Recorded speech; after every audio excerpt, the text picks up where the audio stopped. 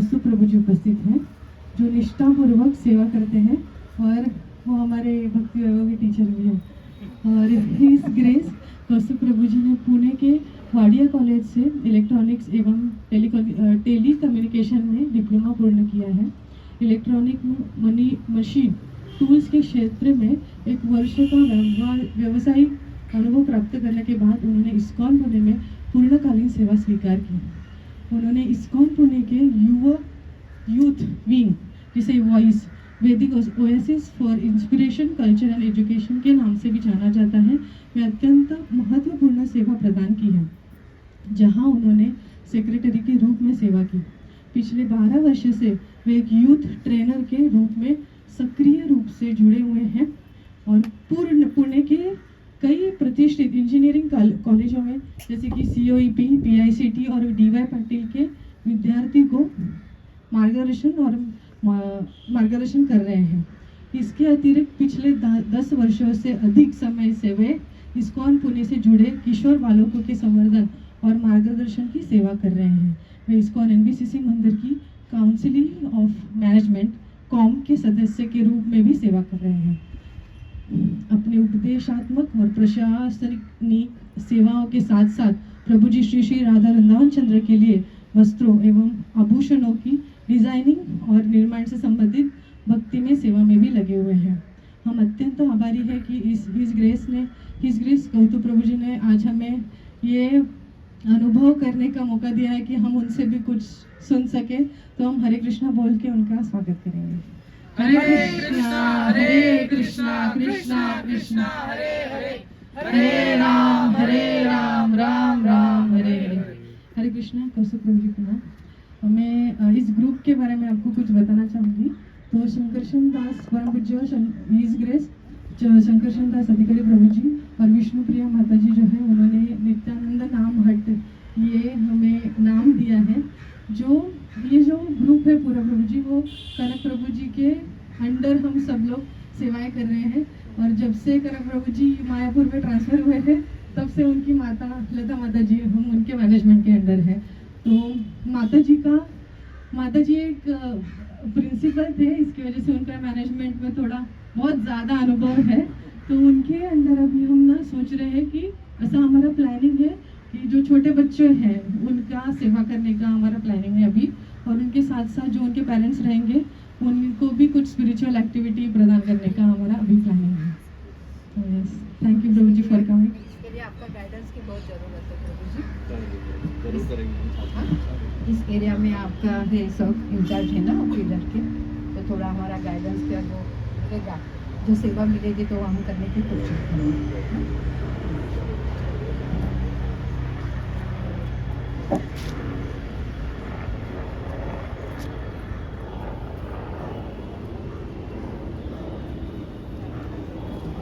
हरे कृष्ण।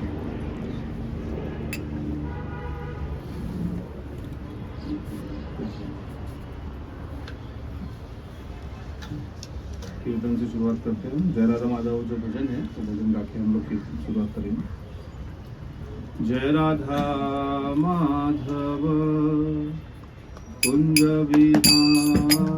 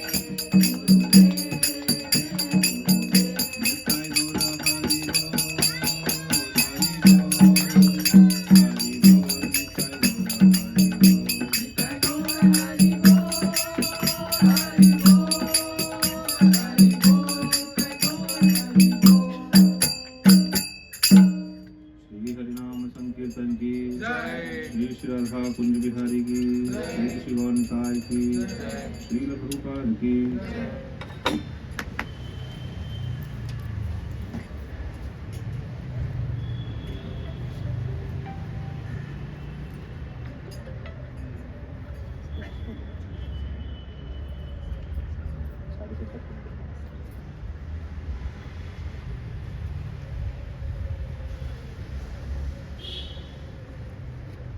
हरे कृष्ण कृष्ण कृष्ण कृष्ण हरे हरे, हरे राम राम राम हरे।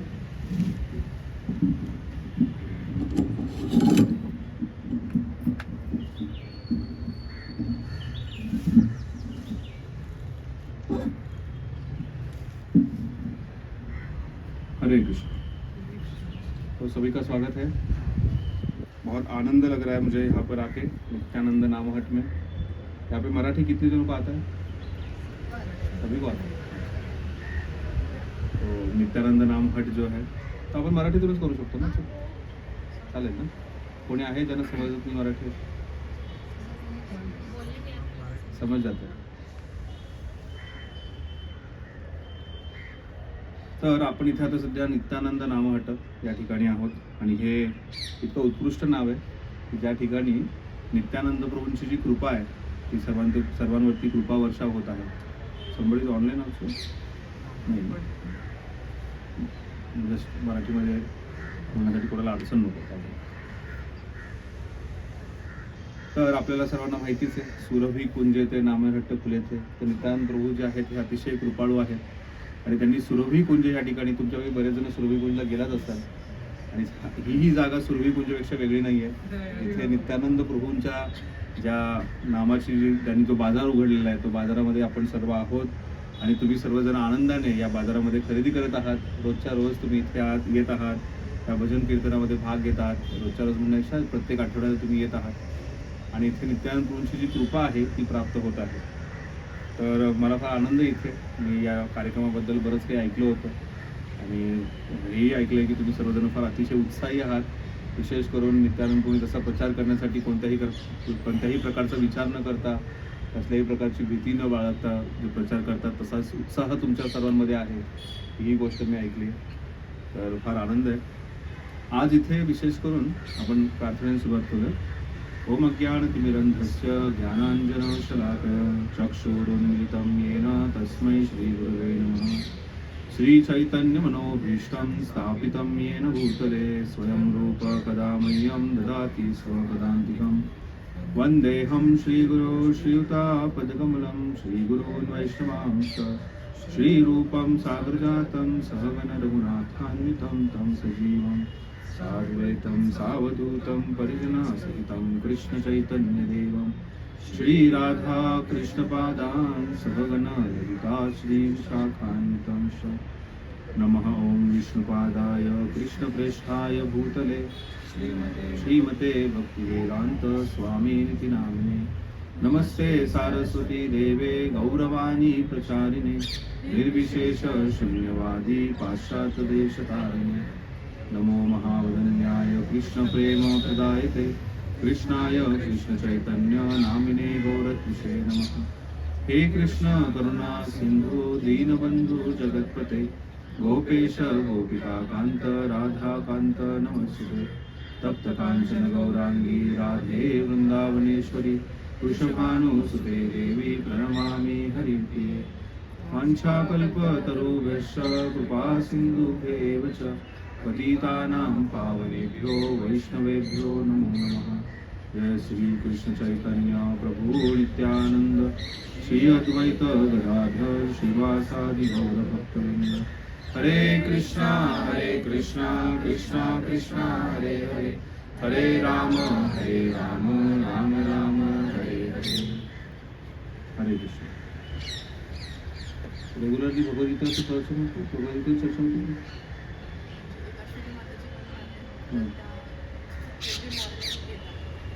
पण हा सॅटर्डेचा जो कार्यक्रम होतो शनिवारचा, त्याच्यात काय चर्चा होते? तिथे वेगवेगळे टॉपिक्स असतात. तर आज आपण मकर संक्रांत जे आहे तर मकर संक्रांतीवरती चर्चा करणार आहोत. बऱ्याच वेळा उत्सव जो आहे हा साजरा केला जातो आणि उत्सव साजरा केल्यानंतर प्रत्येकजण उत्सवामध्ये अतिशय उत्साही असतं, काहीतरी गोडधोड खाण्यासाठी, चांगले सुंदरसे कपडे घालण्यासाठी आणि जास्तीत जास्त घराची सजावट करण्यासाठी. तर उत्सव हा जो शब्द आहे याच्यावरती मी नेहमी बोलत असतो. उत्सव जो हा शब्द आहे याच्यातून आपल्याला उत्साह निर्माण होणं गरजेचं आहे. जर उत्सवातून उत्साह निर्माण होत नसेल मग तो उत्सव जो आहे हा साजरा करण्यात काही अर्थ नाही. त्यामुळे आपल्या वैदिक संस्कृतीमध्ये वेगवेगळ्या प्रकारचे उत्सव जे आहेत ते साजरे केले जातात आणि हे जे उत्सव आहे त्या उत्सवांमधून आपल्याला प्रेरणा मिळते. हा उत्सव जो आहे याच्यातून उत्साह जो आहे तो गरजेचा आहे. म्हणजे काय की व्यक्तीची जी कृतज्ञता आहे ती वाढली पाहिजे. त्याचबरोबर व्यक्तीची जे ग्रॅटिट्यूड आपण ज्याला म्हणतो कृतज्ञता आहे ती वाढली पाहिजे. व्यक्तीचा त्या वैदिक संस्कृतीच्या पालन करण्यापर्यंतचा जो उत्साह जो आहे तो वाढला पाहिजे आणि त्या उत्साहामध्ये त्याच्याकडून जास्तीत जास्त प्रेरणादायी कार्य जे आहे हे होणं गरजेचं आहे. त्यामुळे ही उत्साह प्रेरणा जी आहे ही उत्सवातून येते. आपल्याला प्रत्येकाला माहिती की प्रत्येक वैदिक संस्कृतीमध्ये अशी कोणतीही गोष्ट नाही आहे ज्याच्या पाठीमागे अर्थ नाही आहे. प्रत्येक गोष्ट आपण जी करतो त्याला काहीतरी मर्म आहे, अर्थ आहे, त्याच्या पाठीमागे काहीतरी कारण आहे. आपको समझ में आ रहा है ना? आपको भी आ रहा है समझ में? तो प्रत्येक गोष्ट जी आहे त्या प्रत्येक गोष्टीच्या पाठीमागे कारण आहे आणि त्या कारणामुळे आपल्याला ती गोष्ट करण्यासाठी जास्तीत जास्त प्रेरणा मिळते. जसं आपल्याला माहिती आहे कोणी विचारलं दिवाळी का बरं आपण साजरी करतो, ते 10 वर्षापूर्वी हा प्रश्न विचारल्यानंतर लोकांना माहीत नव्हतं. एक 10 वर्षापूर्वी एक इंटरव्ह्यू आला होता आणि त्याच्यामध्ये हे विचारलं होतं की बाबा रामाचे आणि लक्ष्मणाचे भाऊ कोण. त्यांनी सांगायला सुरुवात केली अर्जुन, युधिष्ठिर, नकुल, सहदेव अशी काही वेगवेगळी उत्तरं द्यायला लागली आणि नंतर सांगितलं बाबा सीता आणि रामाचा बरोबर संबंध काय, भाऊ बहीण होते वाटतं तो. असं काहीही विक्षिप्त गोष्ट लोक बोलायला जायला. पण गेल्या 10-15 वर्षामध्ये फरक पडतोय आणि त्या फरकामुळे लोकांपर्यंत अध्यात्म पोहोचतंय, लोकांना माहिती आहे, जाणकार व्हायला लागले. तर त्यामुळे दिवाळी का साजरी केली जाते तर आपल्याला माहिती आहे प्रभू श्रीराम जे आहेत हे अयोध्येला पोहोचले आणि त्यामुळे दिवाळीचा कार्यक्रम जो आहे हा साजरा केला जातो. तशाच प्रकारे आपल्याकडे दिवाळी आहे, दसरा आहे, संक्रांत आहे, गुढीपाडवा आहे, अक्षय तृतीया आहे, असे कित्येक असे सण आहेत ज्या सणांच्या पाठीमागे काही ना काहीतरी कारण आहे आणि जेव्हा आपल्याला कारण समजतं त्यानंतर त्या गोष्टीचं पालन करायला आपल्याला अतिशय उत्साह वाटतो. जसं आपण मंदिरात जातो, कुठल्याही देवळात गेल्यानंतर देवळामध्ये घंटी असते. कोणाला विचारलं बाबा देवळात घंटी का असते, कोणी काय उत्तर द्याल तुम्ही? काय बरं कारण आहे देवळामध्ये आपण गेल्यानंतर घंटी वाजवली जाते, काय कारण आहे?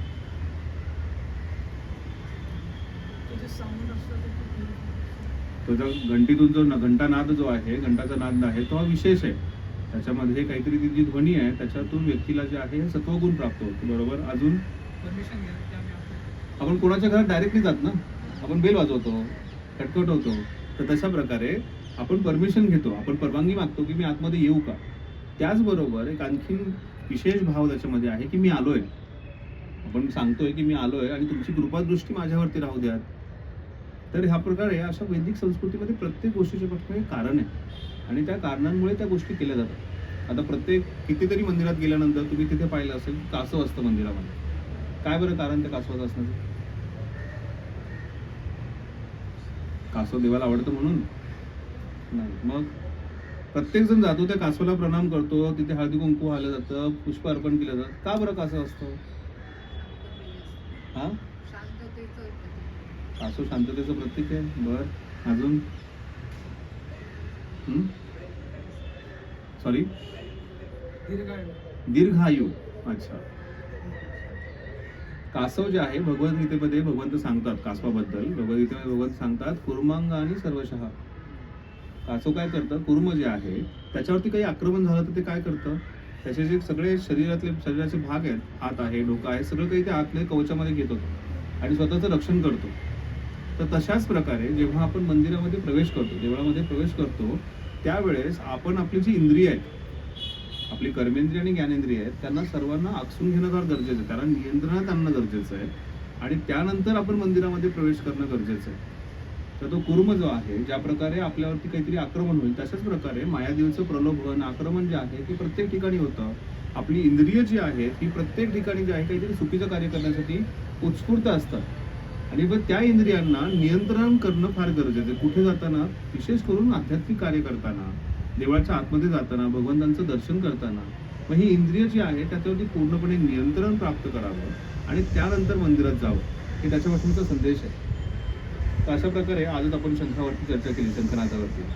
ही शंखनाद जो आहे हा किती महत्त्वाचा आहे आज भक्तिशास्त्र, की हे जे जसं जसं याने सांगितलं, फार अतिशय उत्कृष्ट प्रकारे सांगितलं की हा जो ध्वनी आहे, मग तो शंखनाद असेल, करताल, मृदंगाचा नाद असेल, तो वेणुनाद असेल, किंवा तो जो आहे हा घंटानाद असेल, या प्रकारचा जो ध्वनी जेव्हा निर्माण होतो तर त्यावेळेस आपल्या चेतनेवरती त्या ध्वनीचा खूप प्रभाव होतो. मग देवळातच गेल्यानंतर शांतता का प्राप्त होते? काल एवढा गुलाल उधळला, मिरवणूक झाली, त्याच्यामध्ये कोणाला शांतता प्राप्त झाली का? नाही झाली त्याच्यामध्ये शांतता प्राप्त. का? कारण त्या ध्वनीतून शांतता प्राप्त होत नाही. त्या ती ध्वनी जी आहे ही सत्वगुणात नाही आहे. जो ध्वनी सत्वगुणामध्ये असतो त्या सत्वगुणातल्या ध्वनीमध्ये व्यक्तीला शांती प्राप्त होते आणि त्यामुळे देवळात गेल्यानंतर व्यक्ती शांत होते. कारण हे जे ध्वनी आहेत, करतालचा ध्वनी, मृदंग ध्वनी आहे, घंटानाद आहे, शंखनाद आहे, त्याच्यामुळे व्यक्तीच्या चेतनेवरती प्रभाव होतो. आणि त्यामुळेच आपण नामस्मरण का करावं, भगवंतांचं नामाचा जप का करावा? कारण तो ध्वनी जो आहे हा अतिशय दिव्य आहे. ते भगवंतांचं नाव जे आहे हे त्यांचं जे नामसंकीर्तन असू दे किंवा नामजप असू दे, याच्यामध्ये त्या ध्वनीचा आपल्या हृदयावरती खूप जास्त प्रभाव होणार आहे. आणि त्या प्रभावानंतर आपलं हृदय जे आहे हे शुद्ध होणार आहे. आपली चेतना जी आहे, आपली भावना जी आहे ही भगवंतमय होणार आहे, कृष्ण भावना होणार आहे. आणि त्यामुळे आपल्याला भगवंतांच्या नावाचा ध्वनी जो आहे हा कानावरती पडणं गरजेचं आहे. तर त्यामुळे अशा प्रत्येक गोष्टीच्या पाठीमागे कारण आहे. आणि दुर्भाग्यवश आपण जे काही आधुनिक शिक्षण प्रणालीचा आपण वापर करतो आणि त्यामुळे त्या आधुनिक शिक्षण प्रणालीमध्ये ह्या कुठल्याच गोष्टी शिकवल्या जात नाही. प्रभुपाद गेले होते MIT म्हणजे इथली कोथरूडची नाही, अमेरिकेतली जी युनिव्हर्सिटी, तिथे प्रभुपाद गेले आणि प्रभुपादांनी तिथे प्रश्न विचारला, तुमच्या युनिव्हर्सिटीमध्ये जीवन आणि मृत्यू याच्याबद्दल शिकवलं जातं का? मृत्यूनंतर काय होतं, मृत्यूनंतर व्यक्तीने काय, मृत्यू येतो जवळ तर त्या व्यक्तीने काय करायचं, या गोष्टीवरती चर्चा होते का? आपण कोण आहोत, आपण शरीर नसून आत्मा आहोत, याच्यावरती चर्चा होते का? अशा कुठल्याही गोष्टीवरती चर्चा कधी केलीच नाही. आणि त्या युनिव्हर्सिटीमध्ये तो प्रभागच नाहीये, तो विभागच नाहीये. आणि अशा प्रकारची शिकवणूक कुठेच दिली जात नाहीये. आणि त्यामुळे हा सत्संग कार्यक्रम जो आहे हा अतिशय महत्त्वाचा आहे, जिथे आपण येऊ आणि आपल्या वैदिक संस्कृतीमध्ये, आपल्या वेदांमध्ये, आपल्या भगवद्गीतेत, श्रीमद भागवतात जी शिकवण दिलेली आहे त्या शिकवणीनुसार आपल्या जीवनामध्ये आपण अर्थानुसार भक्ती करू. भक्ती ही जी आहे ही भावुकतेने करायची नाहीये. भक्ती जी आहे ही ज्ञानाच्या आधारावरती असणं गरजेचं आहे. 4थ्या अध्यायामध्ये भगवंत सांगतात की, थोडासा आवाज वाढतो, 4थ्या अध्यायामध्ये भगवंत सांगतात की यज्ञ कर्म करणं फार गरजेचं आहे. कोणतंही यज्ञ कर्म जे आहे हे अतिशय महत्वाचं आहे. आणि जेव्हा आपण हे यज्ञ कर्म करतो ते यज्ञ कर्म जे आहे हे ज्ञानाच्या आधारावरती असणं गरजेचं आहे. त्यामुळे आपण काय करतो आणि कसं प्रकारे करावं हे माहिती असणं फार गरजेचं आहे. आणि त्यामुळे त्या सत्संगातून हे ज्ञान जे प्राप्त होतं ते अतिशय महत्वाचं आहे. आणि त्या ज्ञानाच्या आधारावरती जर आपण भक्ती केली तर आपण भक्ती जी आहे ही योग्य प्रकारे करत आहोत आणि त्याचबरोबर त्या भक्तीमध्ये आपण प्रगती सुद्धा करणार आहोत. तर तशाच प्रकारे असे वेगवेगळे जे उत्सव साजरे केले जातात त्यातला एक उत्सव तो म्हणजे मकर संक्रांत. कोणी सांगू शकेल मकर संक्रांत जे आहे का साजरी केली जाते? बोला. सूर्य मकर राशीमध्ये आगमन होतं. अजून तुम्ही जर सूर्यप्रकाशाकडे म्हणजे त्या सूर्यप्रकाशासाठी आपण लवकर उठायचं असतं जेणेकरून आपल्याला सूर्यप्रकाश दिसेल, सूर्याचा उदय जो आहे हा दिसेल. तर जेव्हा सूर्याचा आपण उदय पाहिला तर आपल्याला नेहमी सांगितलं की पूर्वेकडून सूर्याचा उदय होतो. पण सूर्य जो आहे हा दक्षिण भागापासून उत्तर भागापर्यंत पूर्णपणे प्रवास करत असतो. आणि तशा प्रकारे सूर्याचा जो आहे हा वेगवेगळ्या कालावधीमध्ये, वेगवेगळ्या ऋतूनुसार, वेगवेगळ्या महिन्यांप्रमाणे त्याचा जो आहे हा उदय त्या ठिकाणाहून होत असतो. तर जेव्हा आपण दक्षिणायन जे आहे हे असतं, तर दक्षिण भागातून सूर्य जो आहे हा उत्तरेकडे जातो. म्हणजे रोज जेव्हा मी सकाळी सूर्यनमस्कार करतो मी त्या गोष्टी व्यवस्थितपणे पाहत असतो की सूर्य जो आहे हा सप्टेंबर ऑक्टोबरमध्ये किंवा नोव्हेंबर डिसेंबरमध्ये दक्षिण बाजूला असतो आणि तो नंतर उत्तर बाजूला जायला त्याचं गमन जे आहे हे सूर्याला सुरुवात होते. त्यामुळे संक्रांती म्हणजे ही जी क्रांती आहे, ही जी आहे हा सूर्याचा जो आहे हा दक्षिणायनातून उत्तरायणामध्ये जो प्रवेश होतो त्याला संक्रांती म्हणतात. आणि उत्तरायणाचं वेळ जे आहे ही अतिशय पावन मानली जाते. आणि त्यामुळे बरेच योगी जे आहेत किंवा बऱ्याच जणांची इच्छा असते की दक्षिणाण्यामध्ये आपला मृत्यू होऊ नये. आणि त्याचबरोबर ही जी मकर संक्रांती आहे याच्या पाठीमागचं आणखीन काही कारण माहिती आहे? भीष्मदेवांनी हं? 6 महिने हार म्हणजे वन डे ऑफ भीष्मदेवांनी शरीर त्याग केलं. हा ही संक्रांत जी आहे याच्याबद्दल बऱ्याच जणांना माहिती नाहीये की पण हा दिवस जो आहे ज्या दिवशी भीष्मदेव जे आहेत भीष्म पितामहा यांनी आपला देह जो आहे हा सोडला. तर भीष्म पितामहा जे आहेत हे अतिशय महान ऋषी होते. कोणाला असं म्हणलं की महान ऋषीचा प्रश्न पडेल, अरे ते तर राज्यकारभार करत होते, युद्धामध्ये भाग घेतला, ऋषीमुनी कुठे युद्धात भाग घेतात? तर त्यासाठी आपल्याला हे समजण्यासाठी श्रीमद भागवतम हा ग्रंथ अतिशय महत्वाचा आहे. श्रीमद भागवतम हा ग्रंथ जो आहे हा ग्रंथ कशा प्रकारे भीष्मदेव हे एक महान योगी होते, भीष्मदेव जे आहेत हे एक महान ऋषीमुनी होते हे समजतं. भीष्मदेव जे आहेत यांनी जेव्हा प्रतिज्ञा घेतली की मी ह्या राज्यकारभार करणार आहे, पण ह्या राज्यकारभार करत असताना मी जो आहे हा जो कोणी राजा आहे त्याच्या अधीनतेमध्ये मी राज्यकारभार करणार आहे, मी कधीही विवाह करणार नाही अशी प्रतिज्ञा घेतल्यानंतर त्यांचं आधीचं नाव होतं देवव्रत. जशी त्यांनी ही प्रतिज्ञा घेतली तर आकाशवाणी झाली भीष्म भीष्म भीष्म. आणि त्यावेळेस जेव्हा कोणी असं विशेष प्रतिज्ञा घेतो त्या व्रताला भीष्म व्रत म्हणलं जातं. म्हणजे बऱ्याच जणांना वाटतं की ते भीष्म पंचकाचे 5 दिवस आहेत, त्या 5 दिवसामध्ये भीष्मदेवांनी देह सोडला, पण असं नाहीये. ते जे व्रत आहे ते व्रत अशी अतिशय विशेष आहे, त्यामुळे त्या भीष्म पंचकाच्या व्रताला भीष्म पंचक असं म्हटलं जातं. पण भीष्मदेवांनी हा संक्रांतीचा जो दिवस आहे त्यांनी हा योग्य प्रकारे हा दिवस निवडला. आणि त्या दिवशी जेव्हा सूर्य दक्षिणायनातून उत्तरायणात प्रवेश करतो त्या अतिशय महत्वपूर्ण शुभ दिवशी जे आहे त्यांनी आपला देह सोडण्याचा निर्णय घेतला होता. भीष्म पितामह जे आहेत त्यांना इच्छा मृत्यू होता की त्यांना जेव्हा कधी देह सोडायचा आहे त्यावेळेस ते देह सोडू शकत होते. अर्जुनाने जेवढे काही त्यांना बाणाच्या शय्येवरती झोपवलं होतं, बाणाच्या पूर्ण त्या बेडवरती झोपवलं होतं, आपल्याला एक बाण लागला तर आपला मृत्यू होऊ शकतो, कोणत्याही मनुष्याचा असा मृत्यू होऊ शकतो. पण भीष्मदेवांना एवढे हजारो बाण लागलेले असताना सुद्धा त्यांच्या शरीरातून पूर्ण रक्त जे आहे हे पूर्ण निघून गेलं होतं. ते शरीरात कसल्याही प्रकारची शक्ती नव्हती, तरीही भीष्मदेव जे आहेत हे अतिशय तेजस्वी तेजपुंज असे दिसत होते. आणि ते तेजस्वी भीष्मदेव जे आहेत ते स्वतःच्या निर्णयानुसार स्वतःच्या इच्छेनुसार त्यांनी आपला देह जो आहे हा संक्रांतीच्या दिवशी सोडला. तर हे भीष्मदेव जे आहेत हे अतिशय महान योगी होते हेही समजणं फार गरजेचं आहे. एक योगी पुरुष जो आहे हा या गोष्टीची वाट पाहतो. जसं जो अष्टांग योगी आहे, भीष्मदेव जे आहेत हे ह्यांनी व्रत घेतलं होतं की मी जे आहे या राज्यकारभारात राहणार आहे. कारण कौरव कुरु जे कुळ होतं या कुरुकुळामध्ये अशा कोणीतरी व्यक्तीची गरज होती जे पूर्ण वैदिक संस्कृतीचं पालन करत वैदिक संस्कृतीचं जतन करणारं, विशेष करून धर्माचं जतन करणारं कोणीतरी व्यक्ती हवा. आणि त्यानंतर पांडव पुत्रांचा जन्म झाला. पांडूच्या पुत्रांचा जन्म झाल्यानंतर भीष्मदेव अतिशय प्रसन्न झाले, कारण पांडू जे होते स्वतःही अतिशय धर्मशील होते, धर्माचं पालन करणार होते आणि त्यांचे पुत्रही तेही विशेष होते. आणि त्यामुळे त्यांना त्या गोष्टीचा आनंद झाला की त्यांना वाटलं की बाबा आता हे पांडव आलेले आहेत. आणि हे पांडव आल्यानंतर भीष्मदेवांनी पाहिलं की हे पांडव जे आहेत त्यांच्यावरती खूप अत्याचार होतो आणि हा अत्याचार त्यांना तो अतिशय सहन होत नव्हता. आणि शेवटी हे कुरुक्षेत्राचं युद्ध करण्याचा निर्णय आला. भीष्मदेवांची इच्छा नसताना सुद्धा हे युद्ध झालं. आणि ह्या युद्धामध्ये भीष्मदेव जे आहेत यांनी अतिशय निष्ठेने कौरव जे आहेत त्या कौरवांची बाजू घेतली आणि निष्ठेने त्यांनी युद्ध केलं. जेव्हा महाभारतामध्ये या सर्व युद्धाचं वर्णन ऐकलं जातं तर बऱ्याच वेळा असं वाटतं की भीष्मदेव जे आहेत एवढे जाणकार होते, हे भीष्म पितामह होते, आजोबा होते, तरीही त्यांनी का बरं पांडवांवरती हा अत्याचार होऊन दिला? किंवा भीष्मदेव जे आहे हे अशा प्रकारचं युद्ध का केलं? भीष्मदेवांनी व्रत घेतलं होतं की उद्याच्या दिवशी मी पांडवांना समूळ नाश करणार. आणि त्या प्रकारे ते अर्जुनाशी युद्ध करत होते. अतिशय भयंकर अर्जुनाशी ते युद्ध करत होते. अर्जुनावरती वेगवेगळ्या अस्त्रशस्त्रांचा त्यांनी मारा केला होता. भगवंतांनी प्रत्येक वेळेस अर्जुनाचं रक्षण केलं आणि त्यामध्ये कधी कधी बाण जो आहे हा अर्जुनालाही लागला, भगवंतांनाही लागला, भगवंतांच्या शरीरातून रक्तस्राव व्हायला लागला. आणि अशा परिस्थितीमध्ये अर्जुन जो आहे तो शांत बसला.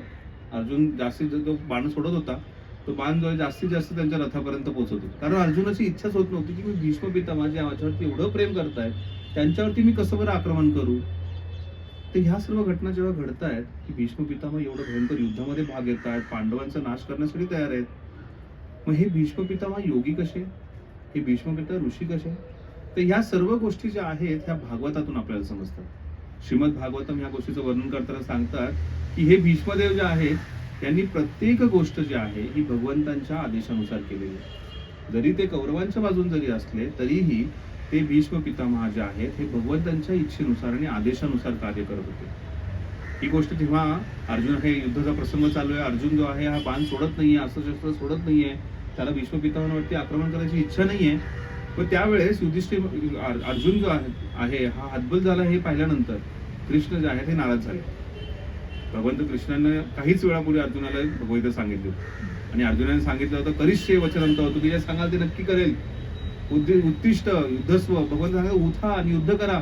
अर्जुन हा नक्की करेल मी युद्ध सुरू केलं, पण जेव्हा भीष्म पितामह आहे तो पूर्णपणे सर्व गोष्टी विसरून गेला. मग त्यावेळेस भीष्म पितामह जे आहेत हे जोरदार मारा करतायत. मग अर्जुनाने काय केलं, अर्जुनाने शांत बसण्याचा निर्णय घेतला आणि त्यावेळेस भगवंत जे आहेत ते रथावरून उडी मारतात. भगवंत रथावरून उडी मारतात आणि तिथे खाली जे एका रथाचं जे चक्र आहे ते चक्र उचलतात आणि ते जोरदार भीष्म पितामहावरती आक्रमण करायला धावतात. भगवंत पुढे पळतायत आणि अर्जुन जेव्हा भगवंतांना उडी मारताना आणि पळताना पाहतो, अर्जुनाला कळतं अरे माझ्याकडून चूक झाली, मी कारण भगवंतांनी या पूर्ण युद्धामध्ये ठरवलं होतं की मी अस्त्रशस्त्र उचलणार नाही, मी चुकूनही अस्त्रशस्त्र उचलणार नाही हे भगवंतांनी ठरवलं. पण इथे भगवंतांनी स्वतःच्या भक्ताच्या रक्षणासाठी, त्यामुळे त्यांना भक्तवत्सल म्हटलं जातं, भक्ताच्या रक्षणासाठी त्यांनी घेतलेला जो प्रण आहे, त्यांनी घेतलेलं जे तप आहे ते मोडायला ते तयार झाले. त्यांनी घेतलेलं जे व्रत आहे ते व्रत मोडायला भगवंत जे आहे ते तयार झाले होते. आणि भगवंतांनी ते रथाचं चाक जे आहे ते उचललेले भगवंत जोरात धावतायत. अर्जुन त्यांच्या पाठीमागे पळाला, अर्जुनाने भगवंतांचे पाय पकडले आणि भगवंत एवढ्या जोरात चाललेत की आता भीष्मदेवाला मी संपून टाकणार आहे, कारण मला अर्जुनाचं रक्षण करायचं आहे. भगवंत जोरात जात आहेत, अर्जुन जो आहे तो फरफटला जातो आणि हे फरफटला जात असताना पूर्ण धूळ जी आहे ती उडलेली आहे. भागवतात वर्णन येतं की जसं भगवंतांच्या रूपाचं सुंदर वर्णन येतं, जसं आकाशामध्ये पावसाच्या दिवसामध्ये ढग येतात त्या ढगांप्रमाणे ते भगवंतांचं जे रूप आहे त्या धुळीकणांमुळे भगवंतांचं त्या ढगाप्रमाणे रूप झालंय आणि वादळ उडलंय, सगळीकडे धूळ उडते आणि कुठेतरी मध्येच वीज चमकते आणि ती वीज चमकते आणि त्याच्यातून जो विजेचे चमकणारा जो प्रकाश आहे तो म्हणजे भगवंतांच्या शरीरातून येणारी जी कांती आहे. त्याचबरोबर भगवंतांच्या शरीरातून रक्तस्राव होतोय, तोही त्या काही आकाशातले ढग जे आहेत मेघवर्ण आहे त्याचा कुठेतरी लाल रंग, कुठेतरी पिवळसर रंग असतो, तशा प्रकारचं सुंदर रूप जे आहे ते भागवतात केलं जातं. असे सुंदर भगवंत पळतायत. अर्जुनाने त्यांची माफी मागतोय. अर्जुन म्हणतो मी युद्ध करायला तयार आहे, तुम्ही थांबा. आणि त्यावेळेस भीष्म पितामह काय करतायत, त्यांनी आपल्या स्वतःच्या हातातला धनुष्य आणि बाण सोडून दिला आणि त्यांनी दोन्ही हात बाजूला उभे केले आणि म्हणे या माझ्यावरती आक्रमण करा, कारण याच गोष्टीची मी वाट पाहत होतो की भगवंत तुम्ही तुमच्या भक्तांच्या प्रेमासाठी काय करता. ही जेव्हा पूर्ण लीला ऐकली जाते त्यावेळेस कळतं की भीष्म पितामह जे आहे हे भगवंतांवरती खूप प्रेम करतात आणि भगवंत कसे भक्तवत्सल आहेत हे दाखवून देण्यासाठी ते युद्ध करत होते. ते अर्जुनाला मारण्यासाठी किंवा पांडवांना मारण्यासाठी युद्ध करत नव्हते, कारण अर्जुन पांडव सगळ्यांवरती त्यांचं खूप प्रेम होतं. पण आपल्या भक्ताच्या रक्षणासाठी भगवंत जे आहेत हे कुठल्याही स्तराला जाऊ शकतात. भगवंत जे आहेत हे आपण स्वतः घेतलेले जे व्रत आहे, प्रण आहे, ते सगळे प्रण सुद्धा मोडू शकतात. असे भगवंत जे आहेत ते भक्तवत्सल आहेत. आपल्याला सर्वांना माहिती आहे ह्याच युद्धामध्ये जेव्हा अर्जुनाने प्रण घेतला की उद्या मी जरासंधाला मारेल, नाहीतर मी चितेमध्ये स्वतःला लुटून घेईल. जरासंध जो आहे त्यांना माहिती होतं की आता कौरव जे आहे ते पूर्ण योग्य ती रचना करणार आहेत. अर्जुनाने प्रण घेतला आणि तो झोपून गेला आणि भगवंत काय करत होते, भगवंत बाहेर तिकडे त्यांचे जे घोडे त्यांना चारा घालत होते आणि येरझऱ्या मारत होते, इकडून तिकडे जात होते. अरे हरी का असा प्रण घेतला, मला विचारलं पण नाही, डायरेक्ट त्यांनी शपथ घेतली उद्या जर जयद्रथला मारलं नाही तर मी स्वतः चितेमध्ये. आणि भगवंत रात्रभर झोपले, त्यांना चिंता पडली होती. आणि मग हा जयद्रथ जो उभा राहिला होता तो कशा प्रकारे त्यांनी खूप छान व्यूहरचना केली होती. जी युद्धाची रचना जी अशा प्रकारे केली होती की 8 कमळाच्या ज्या पाकळ्या असतात, आपण कमळ जेव्हा काढतो, जर रांगोळी काढली किंवा चित्र काढलं तर त्याच्या 8 पाकळ्या दाखवल्या जातात. तशा प्रकारे 8 पाकळ्यांमध्ये 8 जे आहे ते महारथी त्यांनी उभे केले होते आणि त्या महारथींशी युद्ध करायचं होतं. पहिल्यांदा त्या पाकळ्यांच्या जी त्यांची रचना आहे ती मोडायची होती आणि त्यानंतर ते कमळाचं दांडा असतं ना, तसं लांब दांड्याच्या शेवटी तो जयद्रथ उभा होता आणि सूर्योदयापासून सूर्यास्तापर्यंतचा जो कालावधी तिचा, ह्या सगळ्या 8 महारथींशी युद्ध करून त्यांना परास्त करायचं आणि एवढं मोठं सैन्य जे आहे त्याला मोडून जे आहे तिथे जायचं. आणि भगवंत जे आहेत त्यांना खूप चिंता होती. भगवंतांनी अशा प्रकारे रथ चालवला, सारथी झाले होते भगवंत, जोरदार भगवंतांनी रथ चालवला, इकडून तिकडे सगळीकडे भगवंत घेऊन गेले आणि शेवटपर्यंत गेले. आणि भगवंतांनी पाहिला तर सूर्यास्त होणारच आहे. पण त्यावेळेस काय केलं भगवंतांनी, पुन्हा त्यांचं भक्तवत्सल, तेव्हा पुन्हा अर्जुनावरतीचं जे प्रेम आहे ते प्रेम त्यांनी दाखवलं. सुदर्शन चक्राला बोलवलं आणि सूर्य आहे तो झाकला. तसा सूर्य झाकला, अंधार झाला, सूर्यास्त झाला हे पाहिल्यानंतर जयद्रथ खुश झाला. तो नाचत नाचत पुढे आला. तो नाचत नाचत पुढे आल्यानंतर भगवंत म्हणाले, अर्जुन आता तू त्याच्यावरती आक्रमण कर. आणि लगेच सुदर्शन चक्र बाजूला केलं. सूर्य तरीही अजून अस्त झाला नव्हता सूर्याचा. आणि अर्जुनाने लगेच बाण काढला आणि भगवंतांच्या आदेशानुसार जयद्रथला मारलं. पण ह्या पूर्ण कालावधीमध्ये भगवंत जे आहेत त्यांचं बीपी वाढला होता. भगवंतांचं जे आहे टेन्शन जे आहे हे वाढलेलंच होतं. कारण त्यांना चिंता होती की अर्जुनाचा युद्धामध्ये परास्त करायचं नाही, मला त्याचं रक्षण करायचं. असे भक्तवत्सल भगवंत आहे, त्यांचं गुणगान करण्यासाठी भीष्म पितामहांनी हा युद्धामध्ये भाग घेण्याचा निर्णय घेतला होता. आणि म्हणून हे भीष्म पितामह जे आहेत हे भगवंतांचे महान भक्त आहेत आणि ऋषीमुनी आहेत, हे महान ऋषी आहेत आपल्याला समजतं. आणि अशाच प्रकारे ह्या भीष्म पितामहांनी प्रत्येक ठिकाणी भगवंतांच्या निर्णयानुसार कार्य केलं होतं. आणि हे आपल्याला कधी कळतं जेव्हा भागवतात त्या गोष्टीचं वर्णन होतं की सूर्य जो आहे हा दक्षिणायनातून उत्तरायणात येतो, ही तर त्यांनी वेळ निवडली होती. पण त्याच्यापेक्षाही महत्वाची गोष्ट भीष्म पितामहांना होती ती म्हणजे भगवंतांचा समोर मला देह सोडायचा आहे. आणि त्यामुळे हे युद्ध संपल्यानंतर जोपर्यंत भगवंत त्यांच्या समोर आले नाही तोपर्यंत त्यांनी देह सोडला नाही. त्यामुळे भागवतात वर्णन येतं श्रीमद भागवतात की युधिष्ठिर महाराजांना, पांडवांना भगवंतांनी सांगितलं की तुम्ही सुंदर रेशमी वस्त्र धारण करा, अलंकार घाला, तुम्ही राजाचा मुकुट घाला आणि मग तुम्ही भीष्मदेवांच्या समोर जा. आपण जर कोणाला हॉस्पिटलमध्ये भेटायला जातो, कोणीतरी शेवटच्या वेळेस आपण असं काही नटून सजून धजून जात नाही. पण भगवंतांनी सांगितलं तुम्ही जाणून बुजून जा तिथे. का? कारण भीष्म पितामहांना खूप आनंद होणार आहे की तुम्ही राजाचे वस्त्र धारण केले, तुम्ही राजसिंहासनावरती बसलाय. आणि त्याचबरोबर भगवंत स्वतः तिथे उपस्थित राहिले. का? कारण भीष्म पितामहांची इच्छा जी आहे ती फक्त भगवंत ओळखू शकत होते की जेव्हा मी देह सोडणार आहे त्या देह सोडण्याच्या वेळेस भगवंत माझ्या समोर असावे. अंतकालेच मामेव स्मरण मुक्त्वा कलेवरम. जेव्हा अंतकाळ जवळ येतो त्या अंतकाळी भगवंतांचं स्मरण होणं गरजेचं आहे, त्यांचा दृष्टांत होणं गरजेचं आहे, ते आपल्या दृष्टीसमोर असणं फार गरजेचं आहे. तुकाराम महाराज सांगतात याचसाठी केला होता अट्टहास. आपण हा अट्टहास जो करतोय, हा सत्संग करतोय, कीर्तन करतोय, भगवंतांचं नामजप करतोय, रथयात्रा काढतोय, भगवंतांची पूजा करतोय, ह्या सर्व गोष्टी कशासाठी करतोय की जेणेकरून भगवंतांचं स्मरण, भगवंतांचं दर्शन जे आहे हे अंतकाळी आपल्याला व्हावं. आणि हे अंतकाळी दर्शन होणं आपल्यासाठी महत्वाचं आहे. हे या पूर्ण लीलेतून भीष्म पितामह दाखवतात. आणि त्यामुळे संक्रांत जेव्हा येते, जेव्हा सूर्य दक्षिणातून उत्तरायणात येतो त्यावेळेस आपल्याला समजणं गरजेचं आहे की कृष्ण नावाचा सूर्य जो आहे हा त्याचा उदय जो आहे आपल्या जीवनात झालाय. आतापर्यंत आपलं जीवन जे आहे अंधारात, दक्षिणायनात, अतिशय अज्ञानात गेलंय. तर जेव्हा कृष्ण येतो, कृष्ण सूर्य समान, माया है अंधकार, जहार कृष्ण तहार नाही माया अधिकार.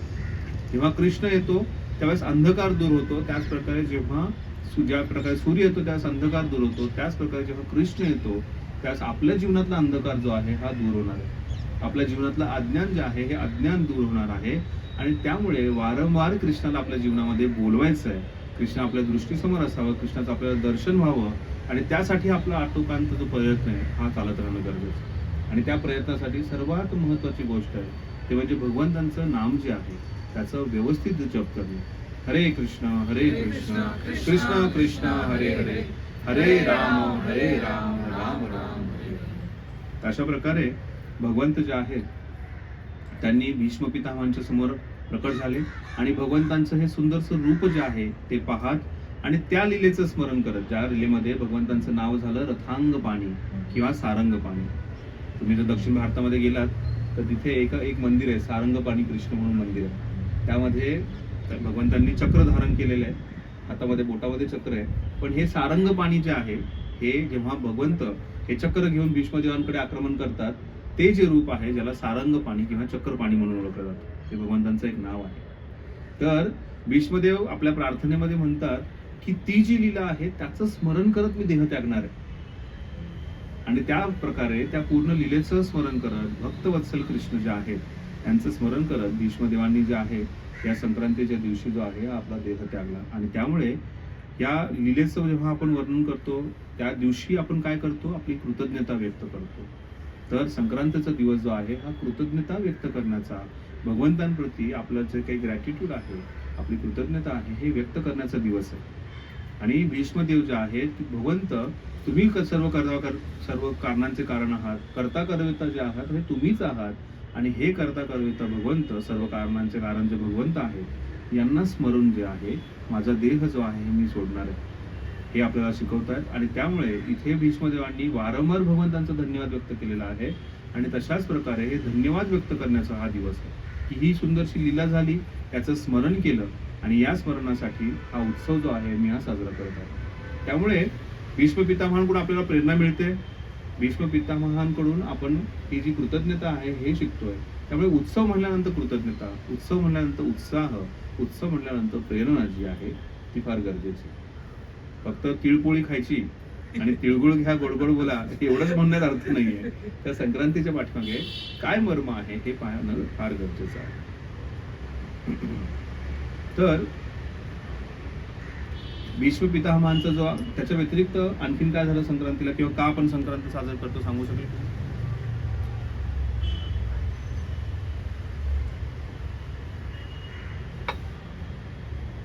अजून काही कारण आहे संक्रांतीचं?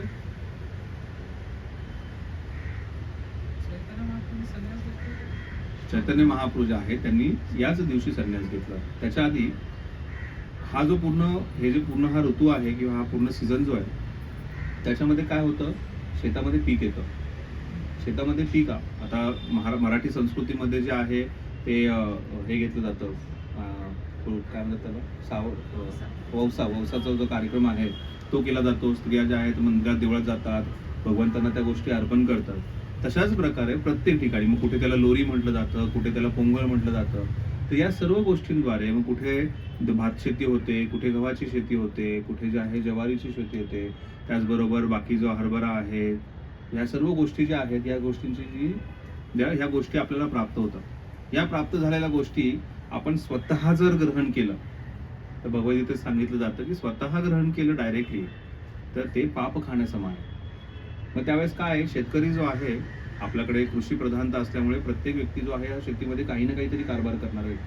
मग तो शेतकरी जो आहे, माता आणि प्रभू ते काय करतात, आपल्याला जे काही प्राप्त झालंय ते श्रीकृष्ण अर्पण करणं गरजेचं आहे, भगवंतांना अर्पण करणं गरजेचं आहे. आणि त्यामुळे ही प्रत्येक गोष्ट जी आहे, मग त्या व्यवसायामध्ये सगळ्या गोष्टी असतात, गाजर असतं, शेंगदाणे असतात, गहू असतात, ज्वारी असते, त्यानंतर ऊस आहे, या सर्व गोष्टी ज्या आहेत या सीझनमध्ये येतात, प्राप्त होतात. आणि या सर्व गोष्टी ज्या आहेत ती मी भगवंतांना अर्पण करतो. अर्पण करण्याच्या पाठीमागे सुद्धा कृतज्ञता आहे, ग्रॅटिट्यूड आहे, धन्यवाद आहे की तुम्ही आम्हाला हे दिलंय. आमच्यामध्ये काहीच कुवत नाहीये, पण तुम्ही आम्हाला हे दिलेलं आहे आणि या सर्व गोष्टी ज्या आहेत या आम्ही तुम्हाला अर्पण करतो. आजच आम्ही या गोष्टीवरती वर्णन चर्चा करत होतो की भगवंत सांगतात की द्वारकावासी जे आहेत, भगवंत द्वारकेमध्ये प्रवेश करतात आणि द्वारकावासी जे आहेत हे भगवंतांचं स्वागत करतायत आणि स्वागत करताना भगवंतांना भेटवस्तू देत आहेत. जेव्हा भगवंतांना भेटवस्तू देतात तर त्याचं वर्णन केलंय की अशा प्रकारे की सूर्य आहे आणि सूर्याला दिवा दाखवण्याप्रमाणे. ते दिवा जो आहे त्या दिवामध्ये अग्नी आहे. अग्नीची शक्ती कुठून येते, सूर्याकडून येते. जी काही विद्युत शक्ती आपण पाहतो ही सर्व काही सूर्याकडून येते. मग ही सूर्याकडून येणारी जी शक्ती आहे तीच शक्ती आहे. त्याचा जो छोटासा दिवा आहे तो आपण देवाला अर्पण करतो. किंवा आपण गंगेमध्ये स्नान करायला गेल्यानंतर गंगेचं पाणी घेतो आणि गंगेलाच अर्पण करतो. त्यामुळे आपल्याकडे स्वतःकडे काहीच नाहीये, ते सर्व काही आहे हे भगवंतांकडून येत आहे. त्याच प्रकारे हे धनधान्य जे आहे हे माझं स्वतःचं काहीच नाही आहे, हे सर्व काही आहे हे भगवंतांकडून येत आहे आणि भगवंतांनाच मी हे पुन्हा अर्पण करतोय. माझ्याकडे भगवंतांना देण्यासाठी असं काही नाहीये, पण मी हे भगवंतांना अर्पण करतोय. ही अर्पण करण्याची जी विधी आहे ती भगवंतांना अतिशय आनंद देणारी आहे. आणि त्यामुळे आपण काहीही ग्रहण करत असू तर ते ग्रहण करण्याआधी आपण नैवेद्य अर्पण करतो आणि नैवेद्य अर्पण केल्यानंतर त्यातलं जे काही पाप आहे ते नष्ट होतं आणि त्याचबरोबर भगवंतांना आपण धन्यवाद व्यक्त करतो. तर भक्त म्हणून आपली ही जबाबदारी आहे आणि त्यामुळे आपण ही जबाबदारी करणं गरजेचं आहे. आणि त्यामुळे आपल्या वैदिक संस्कृतीमध्ये प्रत्येक जण भक्त आहे आणि तो या संस्कृतीमध्ये या गोष्टीचं पालन करून हा सण जो आहे हा साजरा करतो. तर त्यामुळे आपल्यापैकी माहिती होती ही गोष्ट की संक्रांतीला ही गोष्ट का केली जाते. आपण जे आहे ह्या गोष्टी अर्पण करून आपला भगवंतांप्रतीचा धन्यवाद व्यक्त करतो. आणि त्याचबरोबर असं सांगितलं जातं कुठलीही गोष्ट आपण खातो तर त्याच्यामध्ये 6 प्रकारचे कर्म, 6 प्रकारचे व्यक्तींचे कर्म आपल्याला लागतात. आपण एक भाजीपोळी खातोय पण ती भाजीपोळी खात असताना ज्या व्यक्तीने ती आपल्याला वाढली आहे त्याचे कर्म आपल्याला लागतात. ज्या व्यक्तीने ती शिजवली आहे त्या शिजवलेल्या व्यक्तीचे कर्म आपल्याला लागतात. ज्या व्यक्तीने ते धनधान्य घरात घेऊन आलेला आहे, तो जो घेऊन आलेला व्यक्ती आहे त्याचे कर्म आपल्याला लागतात. त्यानंतर जो बाजारात विकायला बसलाय त्या विकायला बसलेल्या माणसाचे कर्म लागतात. त्यानंतर ज्या व्यक्तीने शेती केलेली आहे, शेतीमध्ये काही कापण्याचं काम केलेलं आहे, त्या काही गोष्टी केल्या आहेत, त्या व्यक्तीचे कर्म आपल्याला लागतात. आणि त्याच्यापेक्षाही महत्त्वाचं त्यांनी बीजारोपण केलंय ना, त्या बीजारोपण करणाऱ्या माणसाचे पण कर्म आपल्याला लागतात. अशा प्रकारे 6 व्यक्तींचे कर्म जे आहेत हे आपल्याला लागतात. आपल्या स्वतःकडे कमी नाहीये, भरपूर आहे. कोणाकडे कमी असेल तर सांगा. आपल्याकडे स्वतःकडे कमी नाहीये आणि ह्या सर्व गोष्टी आपण घेणार आहोत. पण आपण फक्त एक काम केलं, ते म्हणजे तो जो काही बनवलेला नैवेद्य आहे, जो काही भोग आहे, तो भगवंतांना अर्पण केला तर त्या 6ही गोष्टींचा नाश होतो. आणि त्यामुळे आपण जे काही धनधान्य प्राप्त झालंय, माझं नाहीये ते, तुझंच आहे, सारी भूमी गोपाल की फक्त म्हणायचं नसतं, करायचं असतं. त्यामुळे हे सर्व धनधान्य जे आहे ते तुमचं आहे, तर तुम्हालाच आम्ही अर्पण करतोय, त्याचा स्वीकार करा आणि आम्हाला कृष्ण प्रसादाच्या रूपाने ते द्या. आणि जेव्हा प्रसाद व्यक्ती घेतो त्यावेळेस तो नक्की आनंदी होतो. आणि त्याचं वर्णन भगवंत स्वतः सांगतात, प्रसादे सर्व दुःखानां हानिरस्तुपजायते प्रसन्न चेतना हासू. भगवंत सांगतात जो प्रसाद घेतो ना, त्यामुळे प्रसाद घेण्यासाठी एकदम आपण उत्साह दाखवला पाहिजे. तो प्रसाद जो आहे, प्रसादे सर्व दुःखानां हानिरस्तुपजायते, प्रसाद घेतल्यानंतर व्यक्तीच्या जीवनातले सर्व दुःख जे आहेत ते पूर्णपणे नाश होतात. प्रसन्न चेतना हासू, त्या व्यक्तीला प्रसन्न चेतना प्राप्त होते आणि तो व्यक्ती जो आहे हा पूर्णपणे अतिशय संतुष्ट राहू शकतो. तर प्रसाद या शब्दाचा अर्थ 2 आहे. प्रसाद म्हणजे प्रभूचे साक्षात दर्शन, जो आपण ग्रहण करतो. प्रसाद जो आहे, अन्न जे आहे प्रसाद, ते आणि भगवंतात काही फरक नाही. त्याच प्रकारे प्रसाद या शब्दाचा अर्थ आहे म्हणजे कृपा. ही कृपा जी आहे ही प्राप्त होणं गरजेचं आहे. ती कृपा कुठून येणार आहे? तेव्हा त्यांची आपण सेवा करणार आहोत, जेव्हा त्यांना आपण आपल्याकडे जे काही आहे ते अर्पण करणार आहोत. आणि त्यामुळे हा जो सण आहे संक्रांतीचा, त्या दिवशी हे अर्पण करून धन्यवाद व्यक्त करून हा उत्सव साजरा करणं फार गरजेचं आहे. आपल्याकडे फक्त तिळगुळ घ्या, गोडगोड बोला एवढीच समज राहिलेली आहे. तर त्यामुळे आपल्याला ही संस्कृती जागृत करणं फार गरजेचं आहे आणि त्यासाठी आपल्याला हे समजून घेणं तेवढंच गरजेचं आहे. त्याचबरोबर आपल्या गौडी वैष्णवांसाठी अतिशय महत्त्वाचा दिवस. मला आनंद होतोय ह्या नामहट्टामध्ये बसून, नित्यानंद नामहट्टामध्ये बसून ह्या लीलेचं वर्णन करायचा आनंद आहे. तर श्री चैतन्य महाप्रभू जे आहेत, जे स्वतः स्वयं भगवंत आहेत, जे कृष्ण आहेत, पूर्ण पुरुषोत्तम कृष्ण आहेत, त्या श्री चैतन्य महाप्रभूंनी आजचा दिवस जो आहे हा सर्व मनुष्य समाजासाठी, त्यांचा उद्धार करण्यासाठी स्वतः त्यांनी त्याग केला. आणि त्यागाची जी शिरोमणी आहेत ते चैतन्य महाप्रभूंनी आज जो त्यागाचा दिवस म्हणजे जो संक्रांतीचा जो त्यागाचा दिवस आहे त्या दिवशी त्यांनी त्याग केला. तर चैतन्य महाप्रभूंनी कटवा या ठिकाणी, तुम्ही जर मायापूरला गेला तिथून 1 तासाच्या अंतरावरती कटवा म्हणून जागा आहे, त्या कटवा या जागी चैतन्य महाप्रभूंनी संन्यास घेतला. तर चैतन्य महाप्रभू जे आहेत आपल्याला सर्वांना माहिती आहे, भगवंत श्रीकृष्ण आहेत, ते या भूतलावरती आले होते. त्याच्या पाठीमागचं कारण होतं की त्यांनी पाहिलं की भरपूर पाप वाढलंय, लोकांना कोणालाही भगवंतांच्या भक्तीचं काही घेणं देणं नाही राहिलं. ह्या सर्व व्यक्तींचा उद्धार करण्यासाठी भगवंत जे आहेत ते स्वतः आले होते. जेव्हा ते त्यांच्या बाललीलेमध्ये निमाई होते, त्यानंतर निमाई पंडित म्हणून प्रसिद्ध झाले, संस्कृत व्याकरण आणि सर्व गोष्टींमध्ये पांडित्य होतं. त्यानंतर त्यांनी जे आहे ह्या भक्तांबरोबर नामसंकीर्तनाचा प्रचार सुरू केला. पण या सर्व गोष्टी सर्वजण स्वीकार करत नव्हते. कोणी येत होतं त्यांना त्यांच्यामध्ये चुका शोधत होतं, कोणी व्यक्ती जो आहे त्यांना भाऊक म्हणून ओळखत होतं, तत्वज्ञानी नाही, यांच्याकडे तत्व नाहीये, यांना काही शास्त्र माहिती नाही असं म्हणत होतं, फक्त नाचतात गातात, कोणी त्यांच्यावरती वेगवेगळे आरोप लावत होतं. मग या सर्व गोष्टी पाहिल्यानंतर महाप्रभूंना या गोष्टीचं दुःख होत होतं की कोणीही पूर्णपणे स्वीकार करत नाहीये. मग त्यावेळेस स्वीकार करण्यासाठी काय महत्वाचं आहे? जो कोणी संन्यासी आहे, जो कोणी भगववस्त्र धारण केलंय, त्याच्यासमोर लोक झुकतात, त्याला प्रणाम करतात, फक्त प्रणामच नाही करत, त्याच्याकडून श्रवण करतात, ऐकण्यासाठी तयार होतात. मग मी संन्यास घेतो. आणि असं म्हणून चैतन्य महाप्रभूंनी संन्यास घ्यायचा निर्णय घेतला. वयाच्या 24व्या वर्षी चैतन्य महाप्रभूंनी संन्यास घेतला. त्यावेळेस त्यांचा विवाह झाला होता. लक्ष्मीप्रिया ज्या आहेत त्यांची पत्नी होती त्यांच्यावर.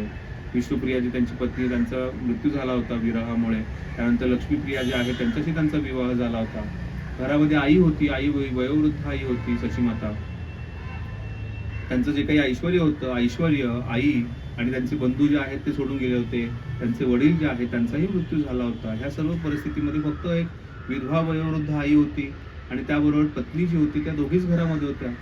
त्याही गोष्टीचा, ऐश्वर्याचा कसलाही विचार न करता फक्त ह्या मनुष्य समाजाच्या कल्याणासाठी चैतन्य महाप्रभूंनी संन्यास घेतला. त्यामुळे भगवान या शब्दाची जेव्हा आपण व्याख्या करतो, ऐश्वर्यस्य, समग्रस्य, वीर्यस्य, यशस्स्य, या 6 ऐश्वर्यांची आपण चर्चा करतो. त्या 6 ऐश्वर्यामध्ये सर्वात वैराग्य जे ऐश्वर्य आहे, त्याच्या वैराग्याचे शिरोमणी म्हणून जे श्री चैतन्य महाप्रभू जे आहेत, त्या श्री चैतन्य महाप्रभूंनी आजचा दिवस जो आहे तो निवडला, संक्रांतीचा दिवस. आणि त्या संक्रांतीच्या दिवशी ते भगवंत जे आहेत श्री चैतन्य महाप्रभू यांनी या सर्व गोष्टींचा त्याग करून, घराचा त्याग करून, फक्त प्रचार कार्यासाठी, फक्त जो आहे हा भगवत संदेश जो आहे हा पाठवण्यासाठी चैतन्य महाप्रभूंनी हा संक्रांतीचा दिवस जो आहे तो निवडला. ही लीला इतकी सुमधुर आहे, आपल्याकडे वेळ नाही आहे त्याच्यासाठी 1 ते 2 तास लागतील या लीलेचं फक्त वर्णन करण्यासाठी. कधी जर संधी भेटली तर या लीलेचं श्रवण किंवा वाचन तुम्ही करा.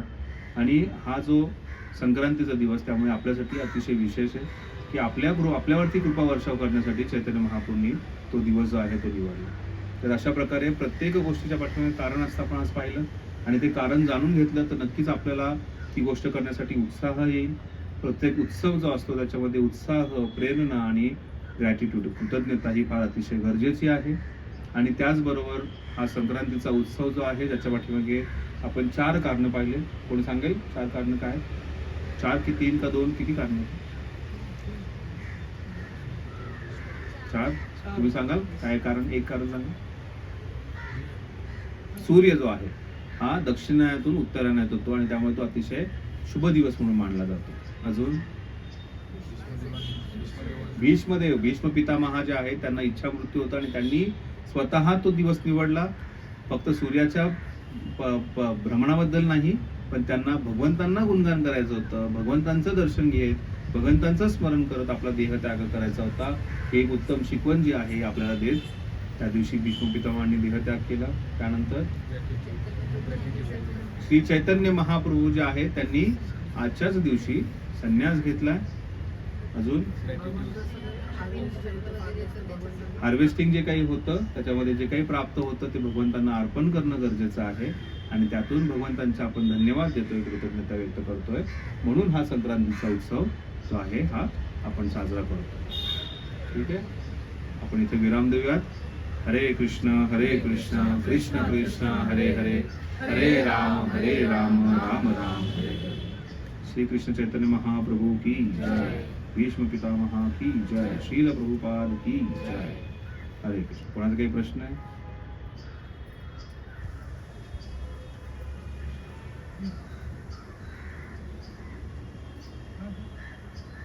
विचारायचं काही?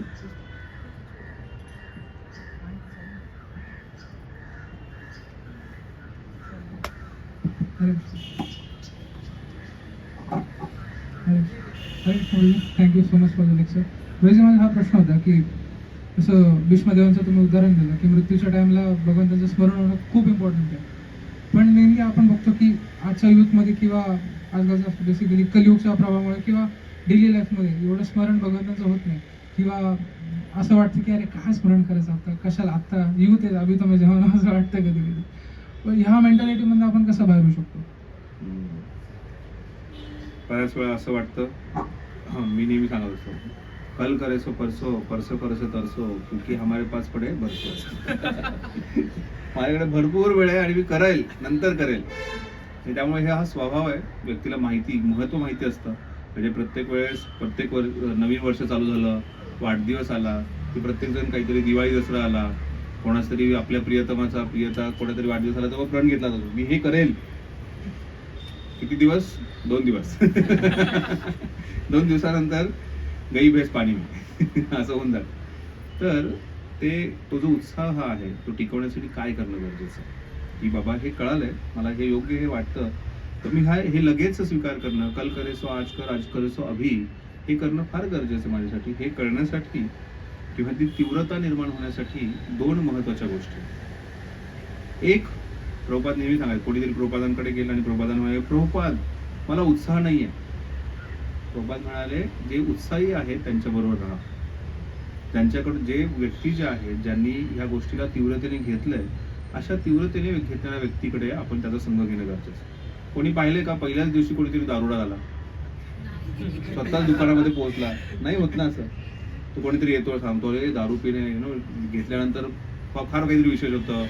मग तो दुसऱ्या दिवशी दाखवतो, दुकान दाखवतो, तिसऱ्या दिवशी घेऊन जातो, चार लोक दाखवतो की हे किती आनंदात आहेत बघ, आणि त्याच्यानंतर थोडी घे, मग त्याला ती कडू लागते, तो नको म्हणतो, मग त्याला आणखीन महत्व समजून सांगितलं जातं, मग आणखीन महत्व समजून सांगितल्यानंतर तो घेतो, मग तो दारुडा होतो. तशाच प्रकारे आपल्याला उत्साही भक्तांच्या संघामध्ये राहणं, ज्यांनी स्वतः या गोष्टीचा स्वीकार केलाय, त्या उत्साही भक्तांच्या संघात राहणं फार गरजेचं आहे. आणि असं नियमित जर आपण सत्संग आणि उत्साही भक्तांच्या संघात राहिल्यानंतर आपल्याला ती आवड जी आहे ती निर्माण होईल. आणि ही आवड जी आहे ही टिकून ठेवायची काय गरज. उत्साही भक्तांचा संघ तर आहे, त्याचबरोबर नियमित रूपाने आपण ज्या गोष्टीचं महत्त्व समजलंय त्या महत्त्वाच्या गोष्टीचा आणखीन निरंतरपणे वाचन आणि श्रवण करणं फार गरजेचं.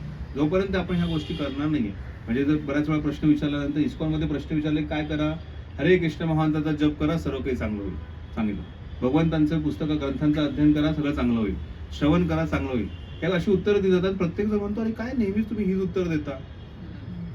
अरे पण त्या उत्तराचं पालन कर, तुला नक्कीच कळेल की हे उत्तर बरोबर आहे. त्यामुळे ह्या नियमित प्रमाणे भगवंतांबद्दल ऐकणं आणि वाचणं हे फार गरजेचं आहे.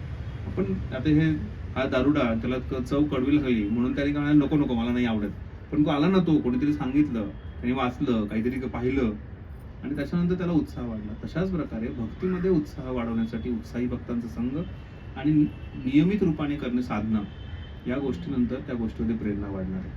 नाहीतर मायादेवीचा मी नेहमी सांगत असतो, गुरुत्वाकर्षण जास्त, ग्रॅव्हिटेशनल फोर्सनुसार, गुरुत्वाकर्षणानुसार काही वेगाने अमुक वेगाने गोष्टी पडते, त्याच्या हजारो पटीने मायाचं गुरुत्वाकर्षण जे आहे अतिशय तीव्र आहे. त्यामुळे प्रलोभनं खूप येणार आहेत, खूप काही प्रलोभन येणार, खूप काही गोष्टीमुळे आपण जे आहे ते दुर्लक्ष होणार आहे आपलं. तर त्याला पुन्हा जर ट्रॅकवरती आणायचं असेल तर भगवंतांच्या भक्तांचा संघ आणि योग्य प्रकारची साधना हेच आपल्यासाठी उत्कृष्ट उदाहरण आहे. उत्तर आहे. ठीक, अजून कोणाला काही?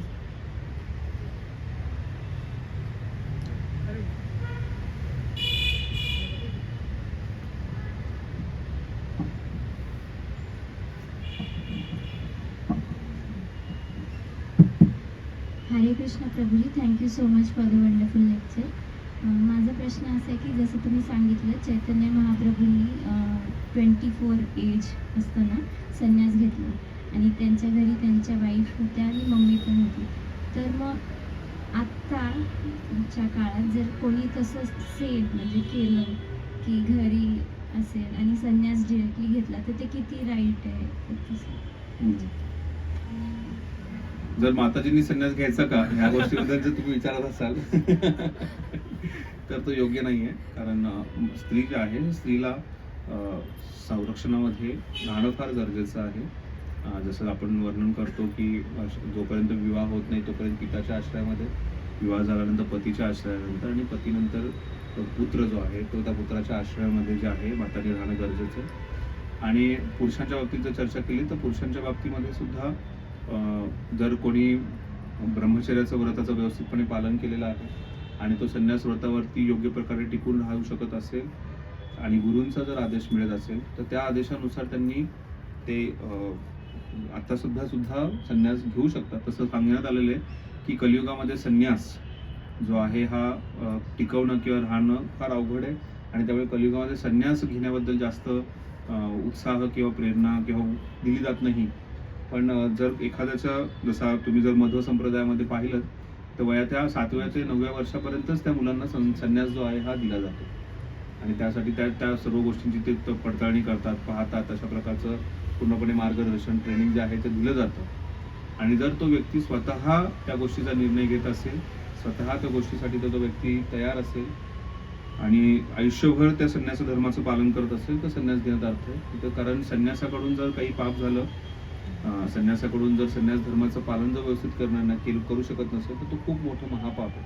त्यामुळे त्या प्रत्येक व्यक्तीचा स्वतःचा तो निर्णय जो आहे आयुष्यभर संन्यास टिकवण्याचा जर असेल तर ते ठीक आहे. इस्कॉनमध्ये जे ब्रह्मचारी असतात ते संन्यासी नाही आहेत, हेही समजणं तेवढंच गरजेचं आहे.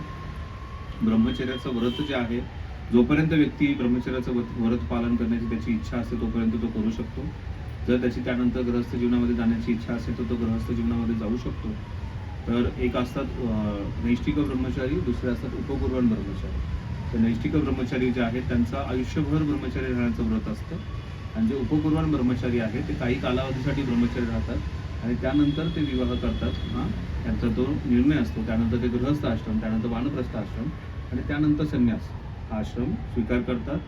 कमीत कमी व्यक्तीने ब्रह्मचारी, गृहस्थ आणि वानप्रस्थ या 3 आश्रमांचं व्यवस्थितपणे पालन करणं गरजेचं आहे.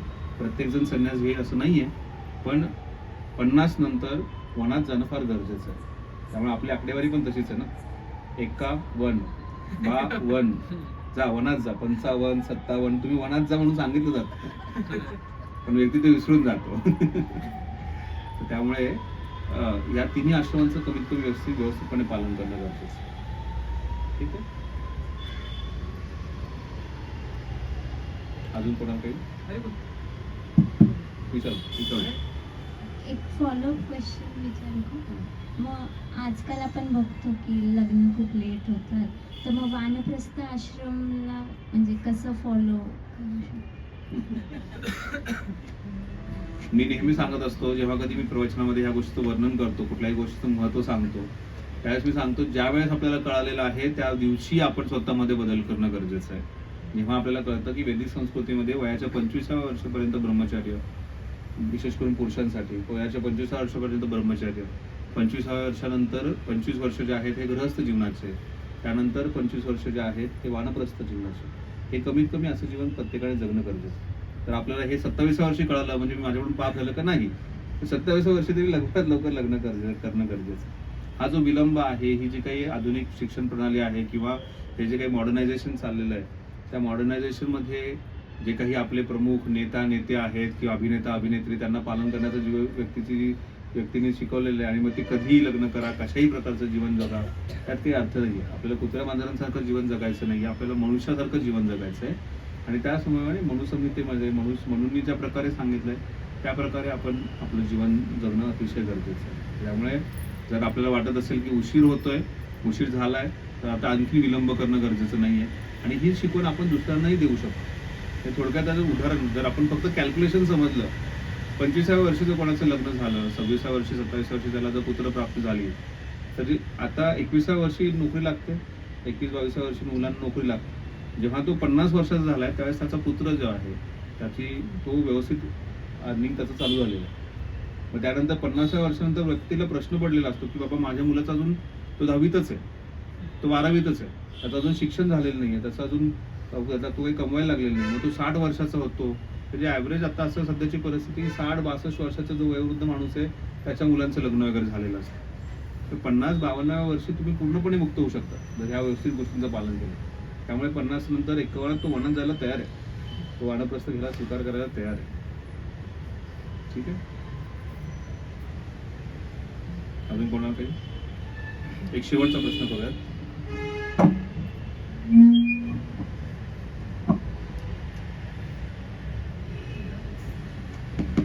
हरे कृष्ण प्रभू, तुम्ही चैतन्य महाप्रभूंबद्दल बोलला की ते कसं एकदम अल्प वयात 24व्या वयातच त्यांनी संन्यास घेतला. सो तुम्ही काही थोडं प्रॅक्टिकल स्टेप्स किंवा असं सांगू शकता का की आपणही कुठल्याही आश्रमात राहून थोडं म्हणजे ऑप्टिमम लेवलवर वैराग्य आणि ऑस्टेरिटी करण्यासाठी जे भक्ती खूप इम्पॉर्टंट आहे ते प्रत्येक व्यक्ती कसं करू शकतो? तुला संन्यास घ्यायचा असेल तर बसणार. ठीक. तर भक्ती जी आहे याची खूप विशेषता आहे. दक्षिण भारतामध्ये असं एका कथेमध्ये वर्णन करण्यात येतं की दक्षिण भारत जो आहे तिथे भक्तीचा जन्म झाला. भक्तीचा जन्म झाल्यानंतर दक्षिण भारतामध्ये तिचं वय वाढायला लागलं. त्याच्यानंतर ती आली महाराष्ट्रामध्ये. भक्तीदेवी जेव्हा महाराष्ट्रामध्ये आली तर आपण पाहतो की तुकाराम महाराजांच्या, ज्ञानेश्वर माऊलींच्या कृपेने भक्तीचा असा अखंड सागर आहे महाराष्ट्रामध्ये. महाराष्ट्रामध्ये भक्तीचा खूप मोठा प्रचार झाला. म्हणजे प्रभुपाद भागवतामध्ये वर्णन करतात, सांगतात की Tukaram Maharaj such a great saint, Tukaram Maharaj असे महान संत होते की त्यांनी पूर्ण महाराष्ट्रामध्ये भक्तीचा प्रचार केला आणि महाराष्ट्र पेटवला भक्ती मार्गामध्ये. त्यामुळे तुम्ही आपण पाहाल भक्ती महाराष्ट्रामध्ये कोणाकोपऱ्यामध्ये भक्ती आहे. तर ही भक्ती देवी जी आहे तिचं जी यूथ आहे तिचं जे तारुण्य जे आहे हे महाराष्ट्रामध्ये होतं. तारुण्य महाराष्ट्रामध्ये गेल्यानंतर ती पुढे गुजरातमध्ये गेली आणि गुजरातमध्ये गेल्यानंतर तिचं वयोवृद्ध व्हायला लागली. राजस्थानमध्ये पोहोचली तोपर्यंत ती म्हातारी झाली आणि अशी परिस्थिती की ती भक्ती देवी जी आहे तिच्याबरोबर तिचे 2 पुत्रही जात होते. हा सगळीकडे प्रवास करत होते आणि राजस्थानमध्ये एका ठिकाणी भक्ती देवी बसली होती, अतिशय दुःखात होती आणि तिथे नारद मुनी येतात. तर नारद मुनी म्हणतात, भक्ती देवी तुम्ही दुःखी का आहात? तुम्ही तर भक्ती देवी आहात, तुम्ही भगवंतांचे एवढे प्रिय आहात, तुम्ही का बरं दुःखी आहे?